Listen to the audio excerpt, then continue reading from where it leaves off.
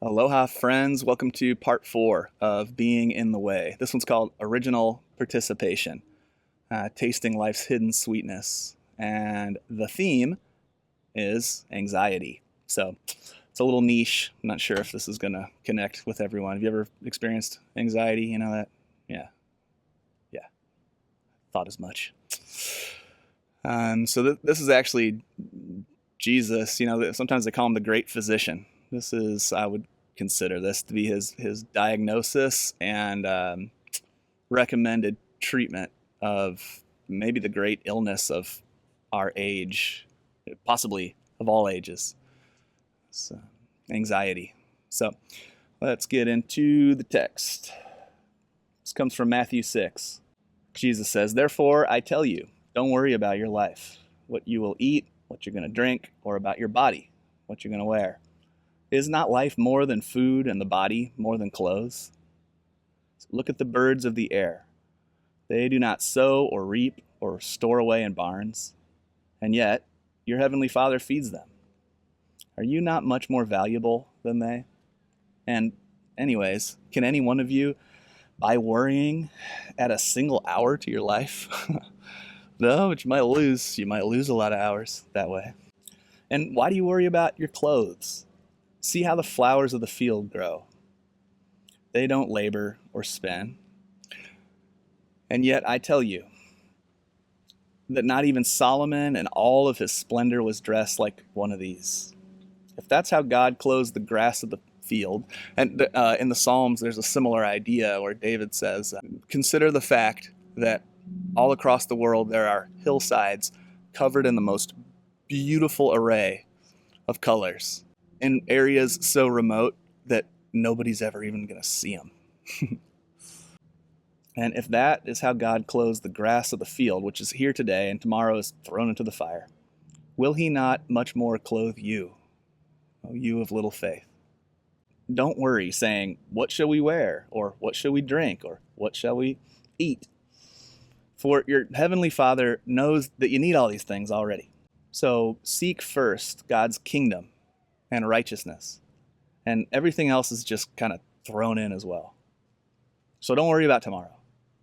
Let tomorrow worry about itself. Because let's be real, each day's got enough trouble of its own.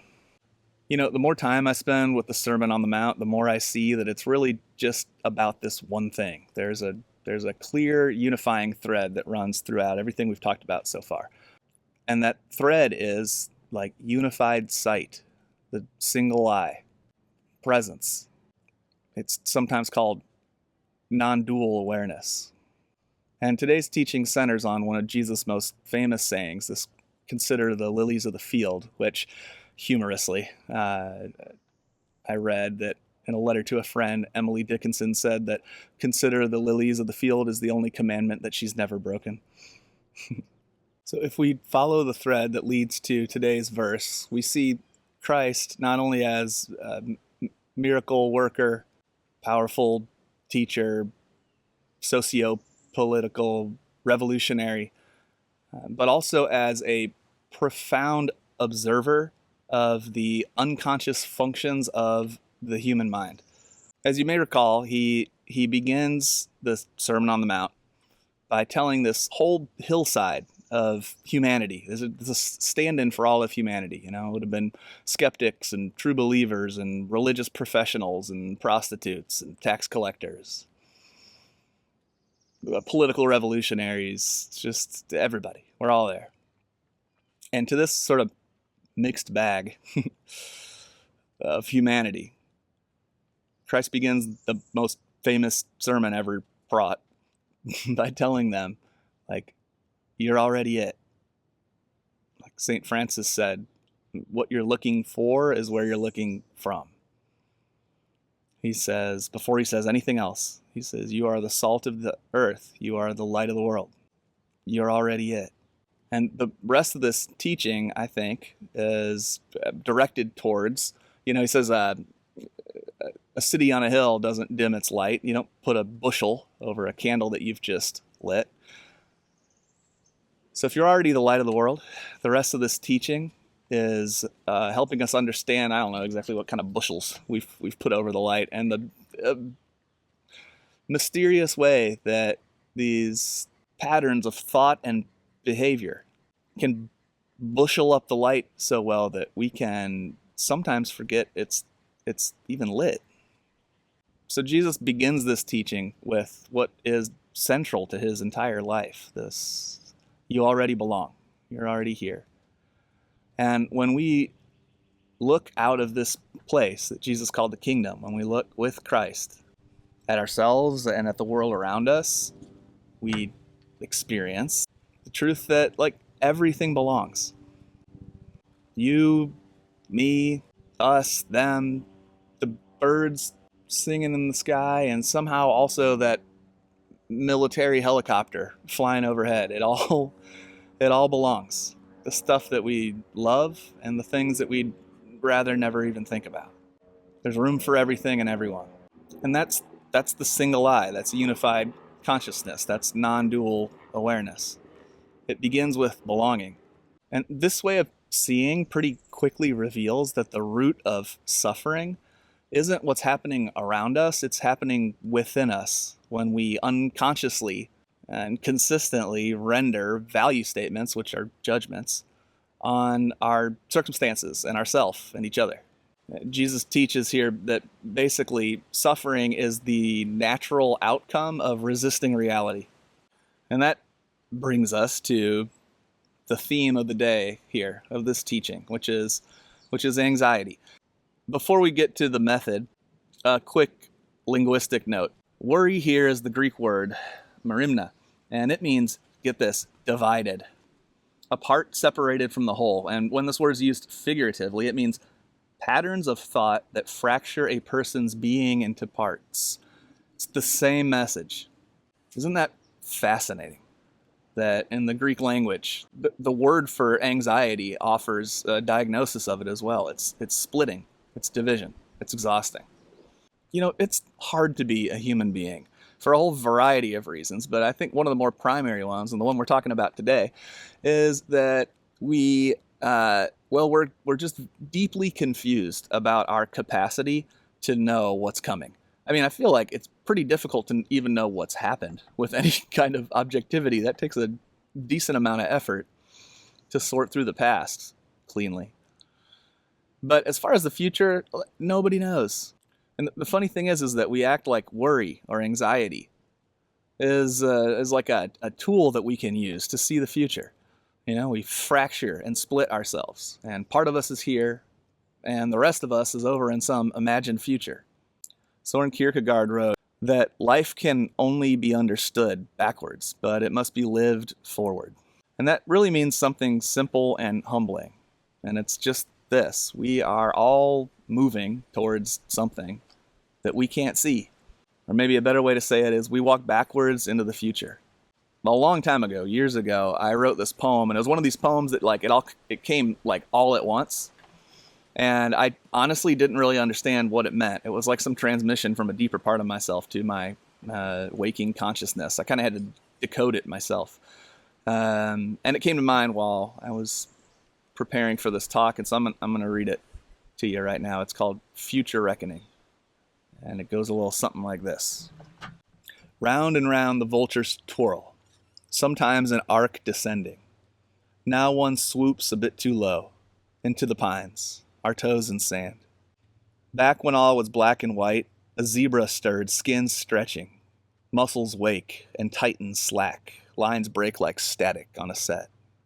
You hear this, she said. Cease this coveting of my compliance. Be gilded in grace and love, we might shimmer along a while. One night on beach cruisers, we glided the edge of a storm, us, actually unafraid. Purple lightning split earth and sky. Again on the sand, our two hands touched beneath a thousand-eyed condominium, and all those hundreds of lives blinked, exhaled. A 10th floor man and woman nude, unknowing. We walked backwards into the future. You, me, everybody else. Like I said, I didn't realize it at the time of writing, but this poem is a is a meditation on anxiety, because anxiety thrives on the space between reality, which is that we really can't know the future, and the persistent fantasy that somehow we can. So when Jesus brings this up, he says, don't worry about your life. Don't worry about tomorrow. And as a reminder, he said this to a hillside of people who were under Roman occupation. So taxes were crushing. Violence was the preferred method of administering peace. This Pax Romana, like the goal of the Roman Empire was world peace by any means necessary. You're going to see it my way or you'll die. And once we've killed off everybody who doesn't see it our way, then finally there'll be some peace. This is empire thinking 101. Jesus was a Jewish man, and the Hebrew people were watching their culture be decimated, their way of life sort of dismantled, pushed to the brink of extinction. Their sons and daughters were being crucified on hillsides.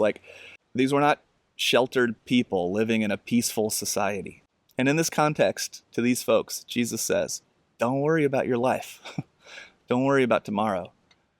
Don't let your mind fracture your experience of reality, because even in the intensity of whatever experience you're having, even one that feels akin to what I just described, if we slow down and we look closely enough, we see that the sweetness is eternal. So the divided mind quickly loses contact with the sweetness of life. That's maybe the first thing to go. We import tomorrow's troubles into today, and then we overlay them around the beauty that is widespread. The medicine that Jesus prescribes to this sickness of the mind is a return to the present moment through the discipline of focused attention. Look at the birds of the air. Consider the lilies of the field. And that word that's translated considered means look until you see, and see until you understand the lesson. It's careful observation. It's an invitation into original participation, which is participation with reality, which is acceptance that brings peace, that passes understanding. And that's actually our natural state beneath the busyness of the mind. Soren Kierkegaard famously called anxiety the dizziness of freedom. Thomas Merton once wrote that we cannot know where life is going. You just can't know it. But we can learn to trust its unfolding.